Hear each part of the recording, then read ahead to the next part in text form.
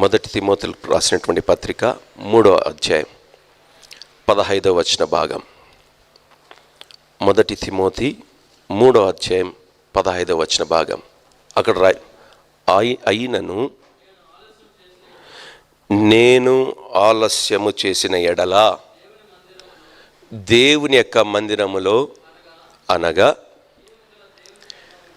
ఎటువంటిది సంఘము? జీవము గల దేవుని యొక్క సంఘములో. పుట్నోట్లో రాస్తున్నాడు, జనులు ఎలాగు అనే దానికి పుట్నోట్లో రాస్తున్నాడు, నేను ఎలాగూ ప్రవర్తింపవలెనో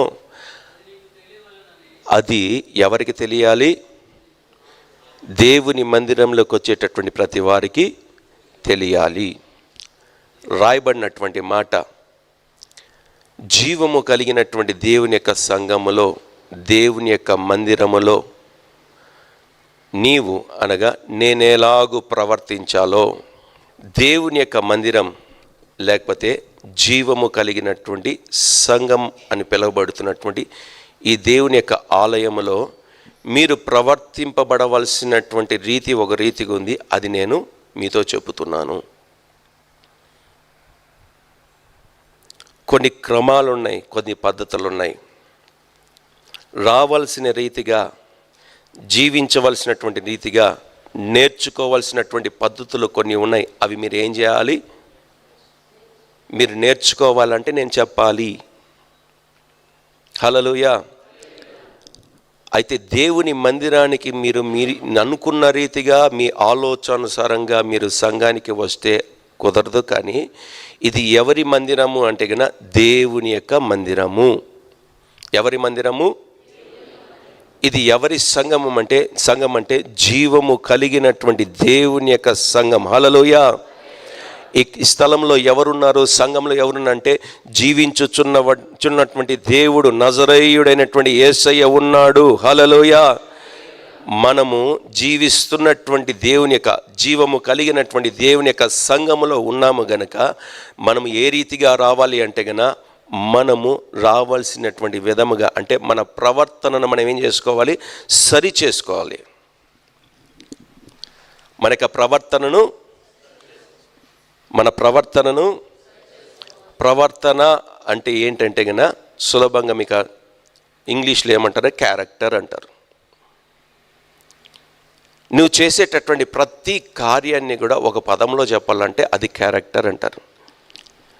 అది నువ్వు మంచి అయినా చెడైనా నీ ప్రవర్తన బట్టే, నీ చూపైనా కావచ్చు, నువ్వు మాట్లాడేటటువంటి మాట కావచ్చు, నీ భాష, నీవు ఉండేటటువంటి స్థలము కావచ్చు, నీ యొక్క స్నేహితులు కావచ్చు, నువ్వు ఉండేటటువంటి స్నేహించేటటువంటి స్నేహితుల ద్వారా కావచ్చు, లేకపోతే నీవు నివసించేటటువంటి ఆ ప్రదేశమైన దానిని బట్టి, నీ నడవడికను బట్టి నీ క్యారెక్టర్ డిసైడ్ అయితే వస్తుంది. అయితే దేవుని మందిరములోనికి, ఇది ఎవరి మందిరము? దేవుని మందిరము. ఇది జీవము కలిగినటువంటి దేవుని యొక్క సంఘం అని పిలువబడుతున్నటువంటి సంఘం. దీనిలోనికి వచ్చేటటువంటి ప్రతి వారి యొక్క ప్రవర్తన సరిచేయబడుతూ రావాలి. హల్లెలూయా. నా ప్రియమైనటువంటి దేవుని బిడ్డలారా, దేవుని మందిరములోనికి ఎందుకు వస్తున్నాము, ఎందుకు వెళుతున్నాం, ఏ రీతిగా వస్తున్నాము, దేవుని మందిరంలోనికి ఎందుకు మనం వెళ్తున్నామంటే కొంతమంది చెప్పేటటువంటి సమాధానం ఏ రీతిగా ఉంటాయంటే గన, దేవుని మందిరానికి ఎందుకు వెళుతున్నావు అంటే గన, నేను దేవుని మందిరములో నేను ఫలానా పని కలిగినటువంటి వాడిని గనక అది నెరవేర్చడానికి నేను వెళుతున్నాను. కాదు, నీకు అప్పగింపబడినటువంటివి లేదా నీకు ఉన్నటువంటి తలాంతుల్ని నువ్వు ఆ స్థలంలో నువ్వు చేయడానికో, సంఘంలో ఉన్నటువంటి కార్యక్రమాల్లో నేను పాల్గొంటాను కాబట్టి నేను ఖచ్చితంగా వెళ్ళాలి అనేటటువంటిది కాదు. సంఘానికి నీ ప్రవర్తన నువ్వేం చేసుకోవాలి? సరి చేసుకోవాలి. సంఘానికి నువ్వెందుకు రావాలి? సరి చేయబడటానికి. ఏమి సరి చేయబడాలి? నీ ప్రవర్తన, నీ జీవితం, నీ నడవడిక, నీ మాట, నీ భాష అన్నీ కూడా ఒక మాటలో క్యారెక్టర్, అది పరిశుద్ధపరచబడాలి. హల్లెలూయా. మనమేదో ఆదివారం దేవుని మందిరంలోకి వచ్చేసి ఒక 2 గంటలు, ఉదయకాలపు మొదటి ఆరాధన 7 నుండి 9 గంటల వరకు ఉంటుంది. ఈ 2 గంటలకు మేము ముందుగా వెళ్ళిపోతే తిరిగి మా పనుల్లోకి మేము వెళ్ళిపోతాం. లేదు, దేవుడు అంటున్నటువంటి మాట, దేవునికి ఇవ్వవలసినటువంటి సమయం, దేవుడు ఇవ్వవలసినటువంటి సమయం నువ్వు ఖచ్చితంగా కనీసం నువ్వు 6 రోజులు నువ్వు కష్టపడుతూ ఉంటావు. ఎవరి కోసం? ఈ శరీరానికే.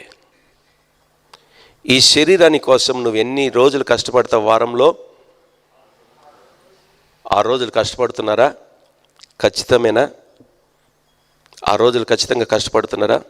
చాలా సంతోషం. మరొక ప్రశ్న, 6 రోజులు మీరు కష్టపడుతున్నారు, వారానికి ఎన్ని రోజులు? 7 రోజులు. అంటే మిగిలిన రోజు ఎంత ఉంది? ఆ ఒక్కరోజు ఎక్కడ ఉంటున్నారు? ఒక్కరోజు మీరు ఎక్కడ ఉంటున్నారు? లేదే, ఒక్కరోజు మీరు ఉండడం లేదే. ఒక్క రోజుకి ఎన్ని గంటలు?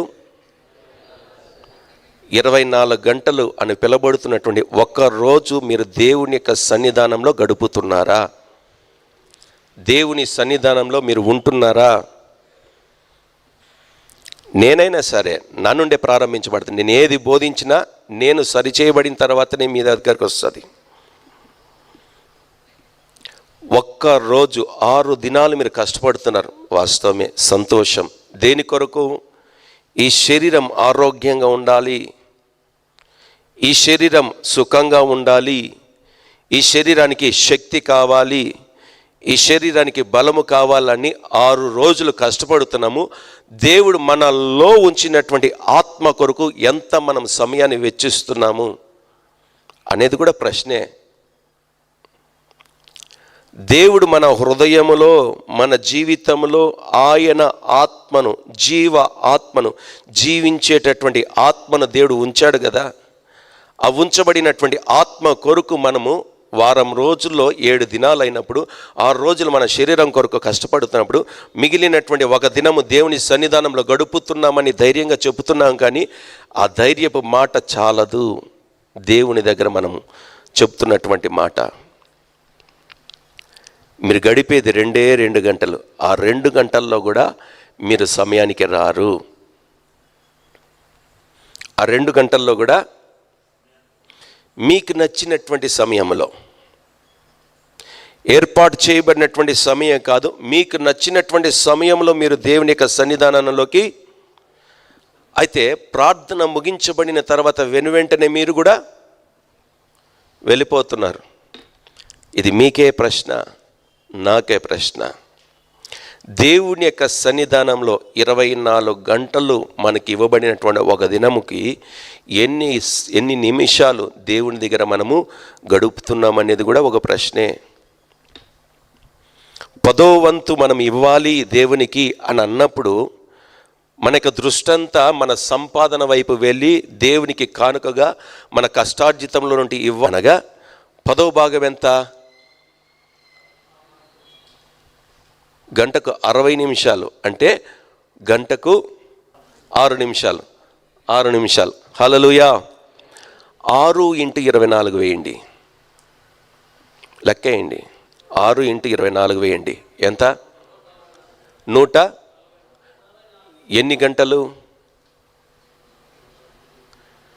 144 నిమిషాలు దేవుని యొక్క పాదాల దగ్గర మనము మోకాలు వంగాలి. ప్రతిరోజు కూడా ప్రతి దినము కూడా. అంటే ఆ 144 నిమిషాలు మాత్రమే కాదు, దేవుడు అనుమతిస్తే ఇంకా మరింత ఎక్కువగా నువ్వు దేవుని పాదాల చింత నువ్వు మోకరించవచ్చు. హల్లెలూయా, హల్లెలూయా. నీ 10వ భాగం మొదట నీ యొక్క శరీరం ద్వారా అంటే అర్పణగా నా యేసయ్య దగ్గరికి వెళ్ళాలి. నీ శరీరమే ఒక అర్పణగా యేసయ్య దగ్గరికి రావాలి.